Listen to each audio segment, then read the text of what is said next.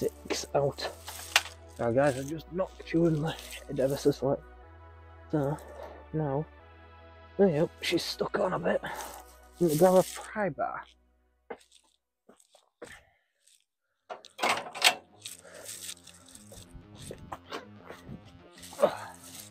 And I'm back. So, just prise her off a little bit. Like so, and then there we go.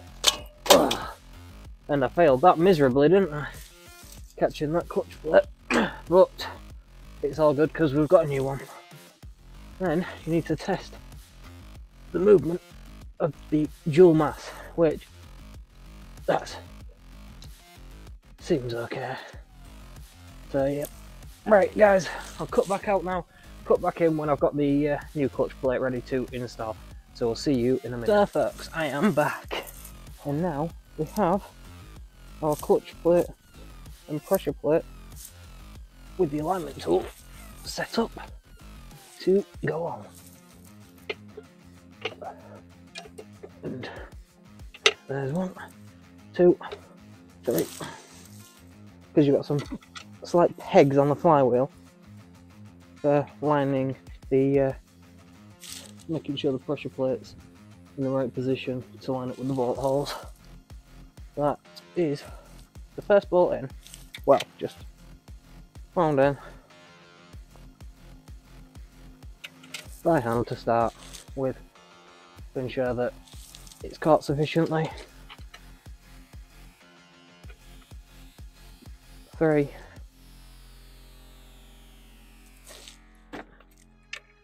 Yeah, the only problem with these ramps is it's put the engine so damn high up. I'm having to actually reach up. I'm not used to this.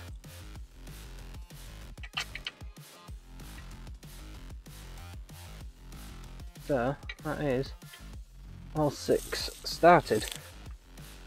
So what I'll do is I'll tighten it all up in a second on time lapse. Then cut back in when it's all tightened up and we're taking the alignment tool out to show you the alignment. So I'll see you guys in a minute. So there it is, tightened up, and now push that through that, and yeah, looks all right. Does that alignment? Hard to really see truly without actually having the gearbox in position to slot on, but yeah, the alignment's all sorted on there. So that is a case of the gearbox is now ready to go back in the car. So as you've heard last night, Josh won't be here tonight, so I will be struggling with this on my own. So wish me the very best of luck, please, and I'll see you guys soon. Before we get on to the actual aspect of putting the gearbox back in, I would like to show you guys something actually, and it's to do with the clutch plates. As you can see on this clutch plate here, there is gearbox site or something. I do apologise for my attempt at German, but that means gearbox side. So that side of the clutch plate faces the gearbox, just so you know which way to put the clutch plate in. It'll either have that word or say gearbox side, or there is no possible way of it going the other way. So just so you know when you are putting the clutch plate in. So right, we'll get back to what we were doing and we'll see you guys soon.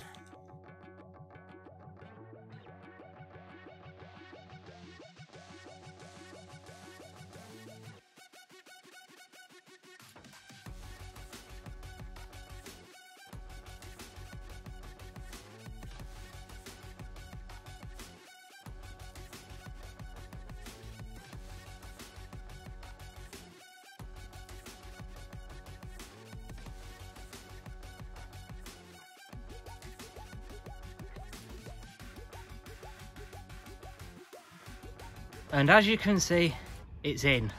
And let me just tell you one thing, don't try that at home, because it weighs a fucking ton. Yeah, that was not an easy thing to do at all, and as you probably saw, Josh had to come and rescue me about halfway through, just because I got wedged and couldn't see the top to see which way I needed to wiggle it. So yeah, if you are going to do it, get a second person, because that was not easy. But she's in, she's back together. Well, I say she's back together. The box is back in with the bell housing bolts all across the bottom, side and top all tightened up. Next is to put the start motor in and start building it back up. So we'll catch you guys in the next bit. So folks, you join me back at the top, and now we're going to have to put the engine mounts back in. Well, the gearbox mount to be more precise. Get that back in, and then we can start jacking the engine till it meets the mount so it can be lined up and bolted back up, so then the jack can then be moved back out. So we will put these in series of 18mm bolts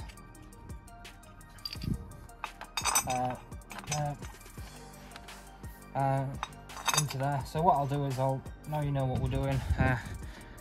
Engine mount back on, jacking back up, bolting back down, so that's all bolted up. Then we'll be getting the starter motor back in, bolting that back up, strap back on, bolted up, and then hydraulic lines, gear selector cables, all that lot. So we'll start getting all that done on time lapse right now, and then you can see us majority way getting it all built back up. So we'll see you guys soon.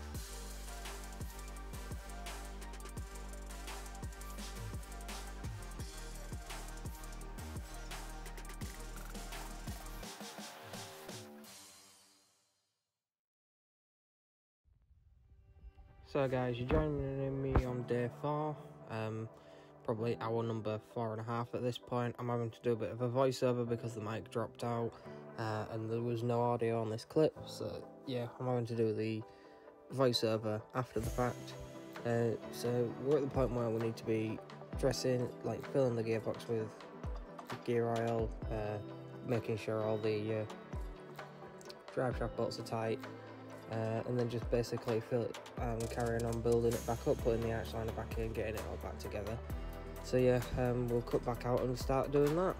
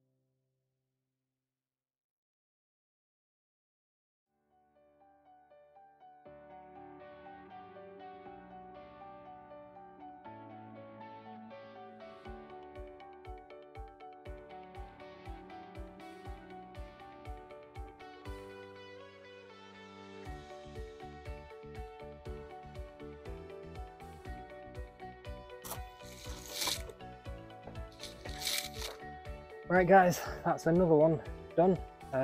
Oil and filter service done, and the clutch replaced. One thing I will be speaking to the owner about is the amount of debris and like black brake fluid it pulled through when bleeding the clutch.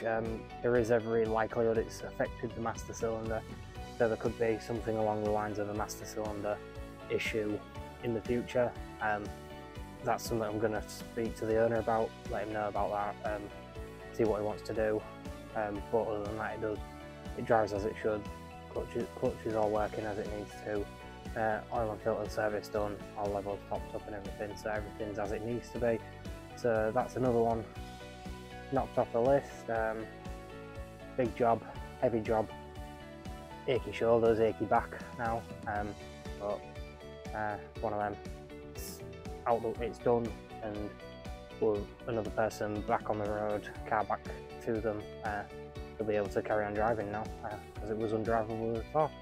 So yeah, we'll catch you guys in the next one. Don't forget to drop us a like, hit that subscribe button to keep up for future content. We have a few more jobs planned in the near future, some big jobs in like a multi-part video with regards to a 1 litre Fiesta tanning belt. We're going to do it in like a mini series to each individual task to undertake, so then it helps outline that. But yeah, so yeah, hit that like button, drop us a subscribe, don't forget to comment. Any constructive feedback would be massively appreciated, and we do appreciate everyone who watches these videos. So yeah, thank you for watching guys, and we'll catch you in the next one.